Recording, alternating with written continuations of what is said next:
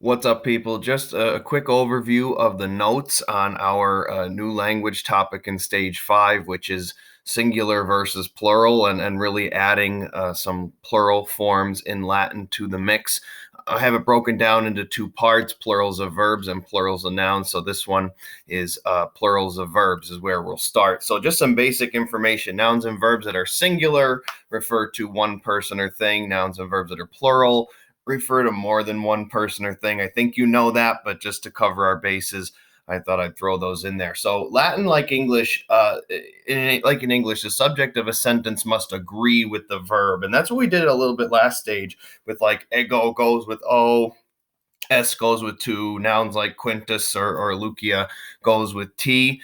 English has it too. So like if you have a singular subject, you need to have a singular verb. If you have a plural subject, you need to have a plural verb. So we saw this in the model sentences that like when it was one spectator, the verb is spectat. When it was more than one spectator, it was spectant. So as the number of people doing the action changes, the verb form will change too. And to some degree, we do this in English. It's why we say he sleeps versus they sleep. You're not going to say he sleep, or you're not going to say they sleeps. So there is some accounting for it in English, but not nearly as much as Latin. So this is what we've done already. As I kind of mentioned, the verb ending O means I, the verb ending S means you, and the verb ending T means he, she, or it. And so when you say wendo, it's I sell. Wendis, you sell. Wendit, T, he sells, for example. But now we're adding this stage, the ending NT. That becomes they are doing the action. So spectant, NT is they watch. Habent, NT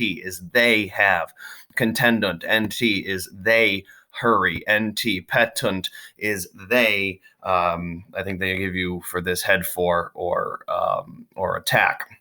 Now, notice my little NB here. These are not the only plural endings, OST and then NT being plural. Mus means we, and tis means you plural, more than one of you. And so spectamus is we watch. Spectatis is you plural, more than one of you. You all watch. But I don't really hold you accountable for them here until stage 10, because that's when the book presents it. But I can guarantee you that you are going to see mus and or tis in one way or another from the stage 5 test all the way until we get to stage 10. So we're talking like, 8 to 10 tests and quizzes as bonuses. So not only can you get points in the meantime here for remembering that mus is we and tis is you plural, but it's going to make it a lot easier when we get to stage 10 for you to incorporate those endings into the 4 that we will have covered by the end of stage 5. So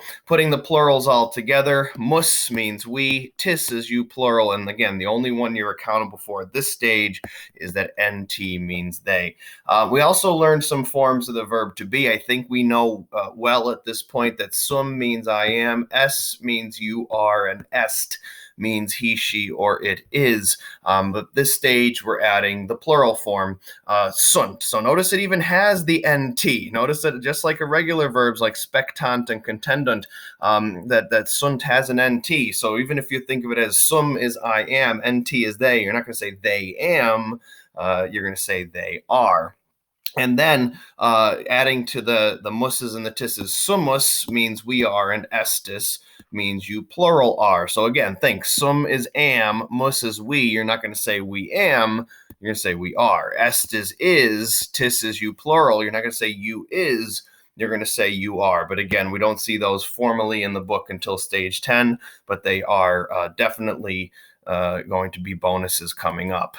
And so putting these together, sumus is we are, estis is you are, sunt is they are. So altogether, the whole set of Latin verb endings is that OST, mus, tis, and NT mean I, you, he, she, or it, we, you, and they. So if you were to see specto, spectas, spectat, spectamus, spectatis, spectant, those forms each mean I watch, you watch, he, she, or it watches, we watch, you watch, and they watch. Change the ending on the verb. It tells you who and how many people are doing the action, all right, the person, and then the number, singular or plural. Same thing here. Sum es est, sumus estis sunt mean I am, you are, he, she, or it is, we are, you are, they are. And what's convenient about most of these forms is they use the same general endings that we see here. Ost, mustis, enti. S ends in S. Est ends in T. Sumus ends in mus. Estis ends in tis. Sunt, nt, means they. But sum is really the only one. But I think at this point we know that it means I am, and eventually we're going to learn that am is a first singular verb ending, actually right around the time that we get to mus and tis later on in the year.